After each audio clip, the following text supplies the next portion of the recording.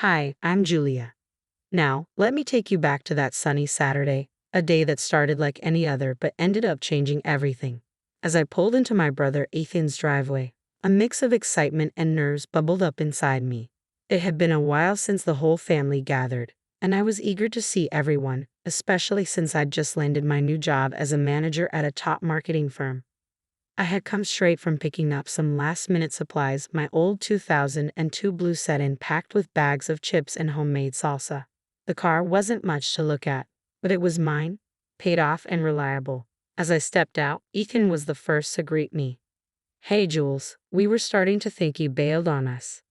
"Never," I laughed, handing him the snacks. Traffic was a nightmare. As we walked into the backyard, the smell of grilled burgers filled the air. There was Vanessa, Ethan's wife, looking like she'd just stepped out of a magazine in her summer dress and designer sunglasses. My parents waved from beside the grill, and my younger siblings, Mike and Sarah, were setting up the outdoor games. Finally, the guest of honor arrives. Vanessa called out, loud enough for the neighbors to hear. She glanced at my car parked next to their brand new SUV. "Couldn't you park that relic around the block, Jules? It's killing my view." A few of my cousins chuckled, and I tried to brush it off with a smile. "Well, it gets me from A to B." "Oh honey," Vanessa sighed, sipping her cocktail. "You really should treat yourself. You're a manager now, aren't you? Act like it." I started to respond, but Vanessa had already moved on, gathering people for a game. I stood there, her words steaming. Ethan caught my eye, his face apologetic. He shrugged, mouthing, "Don't let her get to you."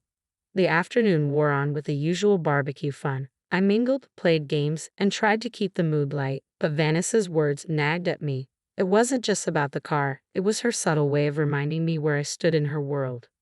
Later, as we all sat down to eat, the conversation buzzed with updates on everyone's lives. I shared the news about my new job, earning congratulations and questions from family members.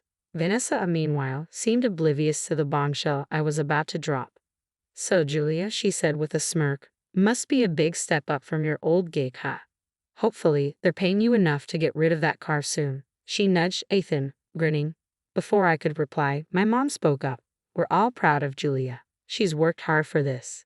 The meal continued, filled with laughter and stories, but the tension simmered beneath the surface. As the sun set and people started saying their goodbyes, I helped clean up, the weight of Vanessa's arrogance and the looming reality of Monday morning filling my thoughts. Little did she know, the tables were about to turn. Walking into the sleek glass building on Monday, my stomach flipped with nerves. First days are always nerve-wracking, but this wasn't just any first day. I was stepping into a managerial role at one of the most prestigious marketing firms in the city.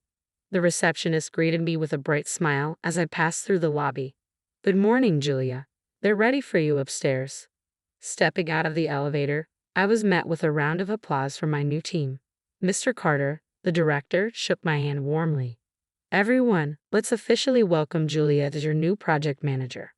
The room buzzed with cheers and polite clapping. Scanning the faces, my eyes landed on Vanessa. Her applause was slow, her smile tight. She hadn't known I was going to be her boss until this very moment.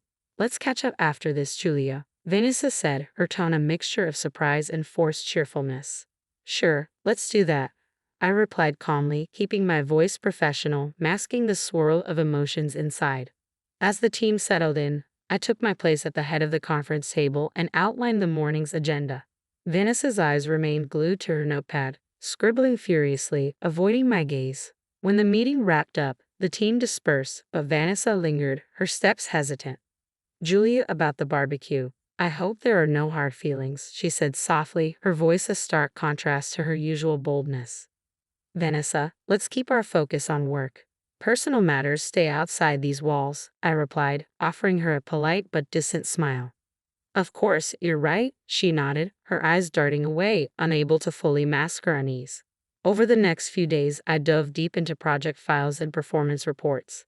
Vanessa's work stood out, though not for good reasons.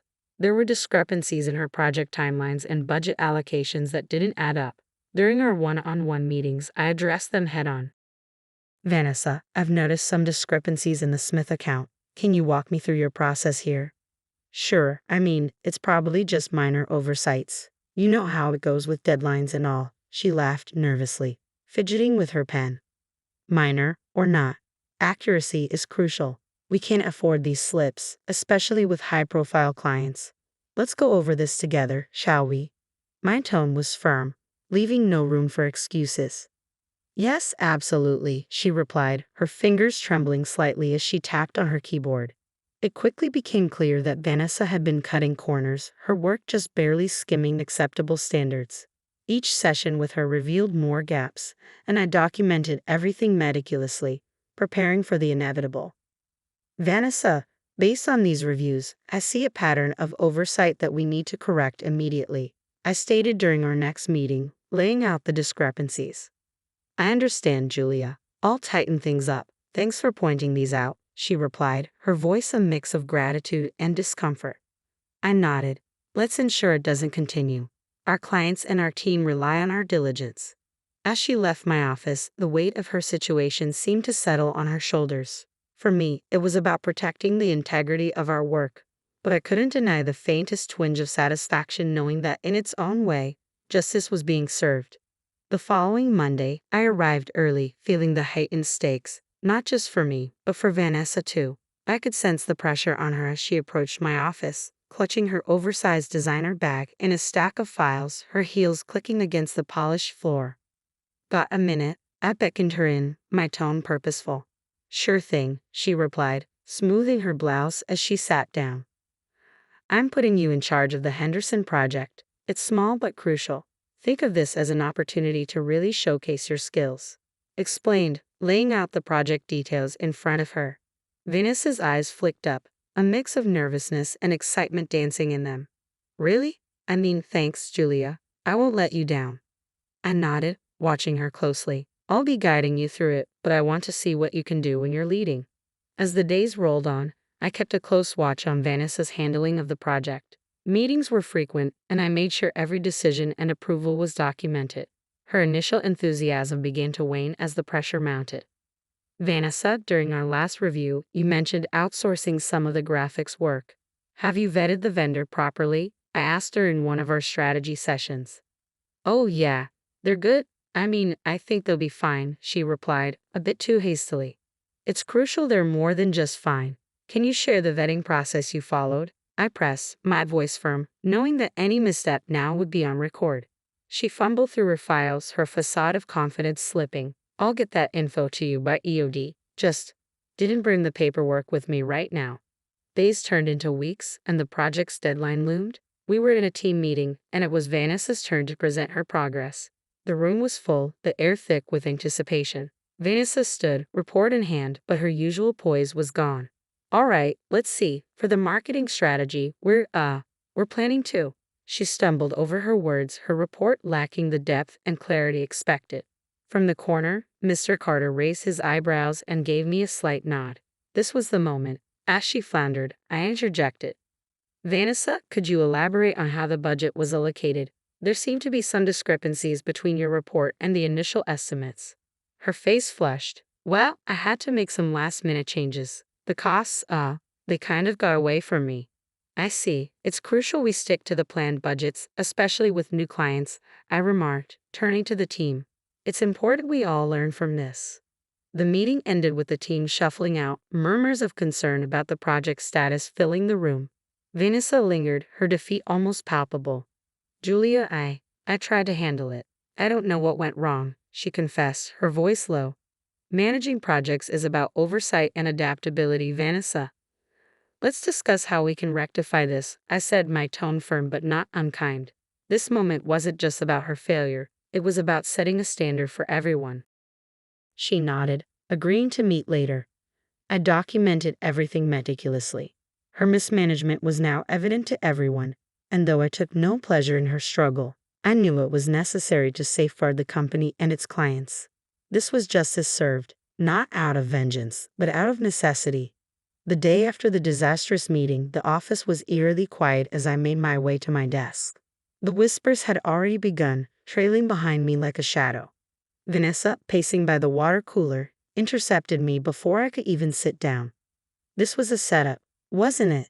You've been out to get me from the start, she accused, her voice tense, strained with anger and confusion. I gave you an opportunity, Vanessa.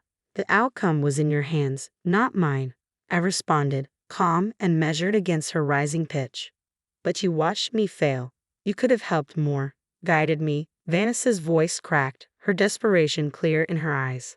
Helping is one thing, but doing your job for you is another, I replied calmly. We all have to meet our standards, and unfortunately, you didn't meet yours. She scoffed, throwing her hands up. So that's it, huh? You're just going to watch me go down? I document everyone's performance, Vanessa. It's not personal. It's my job. Later that afternoon, Mr. Carter called us both into his office. The atmosphere was thick, almost suffocating, as Vanessa and I sat across from him. He laid out the papers I had compiled, her mismanaged budgets, unvetted vendors, and timeline discrepancies. After reviewing the evidence and considering Julia's observations, we decided it's best for the company that we part ways with you, Vanessa, Mr. Carter said. Her face went pale, her previous fire extinguished by the weight of the decision. I understand, was all she could manage, her voice barely a whisper. News of Vanessa's termination spread quickly. At the next family gathering, the mood was mixed. My brother Ethan approached me as I poured myself a cup of coffee. I know it's been rough, Jules. Are you okay? His concern was genuine, and I was touched. I did what was necessary, Ethan. It wasn't about revenge. It was about integrity. He nodded, clapping a hand on my shoulder. I know, sis, and I think, deep down, everyone else knows too. Our parents, ever supportive, made no comment on Vanessa's absence, choosing instead to focus on the family being together. As the night wore on, the heaviness lifted somewhat, laughter and chatter filling the space between us. Driving home later, the quiet hum of my reliable old car gave me a moment to reflect. Sitting in the driver's seat, watching the streetlights blur past, I thought about everything that had happened. My job demanded tough choices, ones that affected not just me but the people around me. While I never sought to hurt Vanessa personally, my role was clear: to uphold a standard. Ensuring justice at work meant making hard decisions even if they impacted family. And though the weight of those decisions was heavy, I drove on, knowing I had done my job with fairness and integrity. The road ahead was clear, guided by the principles I valued most. So, what do you think? Was Julia right in how she handled Vanessa's situation, strictly upholding her professional duties? Or could she have been more supportive despite their past issues? Share your thoughts in the comments below.